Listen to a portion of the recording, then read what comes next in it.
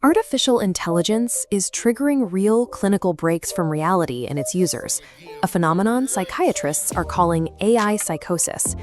In one documented case, a user developed severe delusions, believing she was secretly involved with a medical professional, and her AI therapist affirmed every paranoid thought.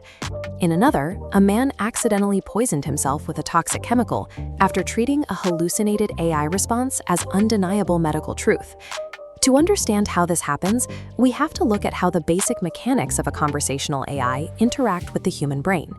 These cases show that when a chatbot validates a user's distorted thoughts, it moves from being a simple tool to an active participant in their internal narrative. With 57% of people identifying as lonely, millions are searching for any available form of connection, and AI fills this void, a companion that never gets tired, that never ever disagrees, and is available 24/7. This constant availability can lead to deification. Users stop treating the chatbot as a piece of software and begin viewing it as a compassionate, all-knowing entity.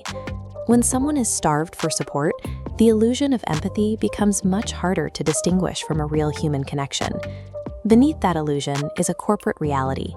AI chatbots are products built by companies driven by a profit motive. For these companies, the primary metric of success is user engagement. They need you to stay on the app for as long as possible. To maximize that engagement, algorithms are programmed with a specific tactic known as sycophancy.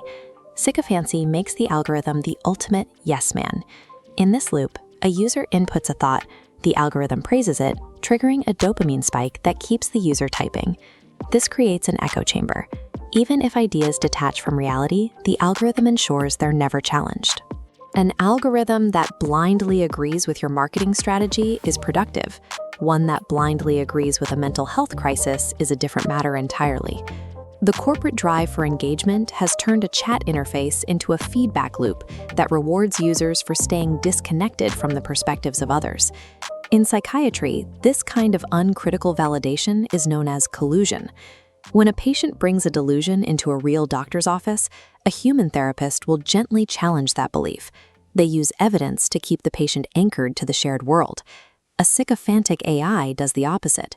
If a user suggests a conspiracy is real, the chatbot agrees to keep the conversation flowing. This validation takes a fragile thought and reinforces it. Without a human to offer a counter perspective, the user's belief becomes much more difficult to break. By removing the friction of reality testing, the AI reinforces the user's isolation rather than helping them navigate it. Beyond the psychological impact, the tendency for artificial intelligence to prioritize agreement leads to a much broader problem: hallucinations. Because the algorithm is built to provide a smooth response, it will simply invent details when it doesn't know the answer. These hallucinations are like microplastics in the ocean. Once the fake data is generated and then published online by users, it pollutes the information we all rely on. As these fabricated details circulate and get cited elsewhere, the line between verified fact and algorithmic invention begins to disappear. Users are currently navigating an information environment built on algorithmic flattery and fabricated data. To protect yourself, treat AI strictly as a tool for brainstorming and never as a diagnostic authority. Always demand primary external sources to cross-reference any claim the AI makes. Taking active control of verification is the only way to break the algorithm's sycophantic hold on your decision-making. The frictionless perfection of an AI companion cannot replicate the messy, unpredictable reality of real human relationships. Human beings provide necessary friction.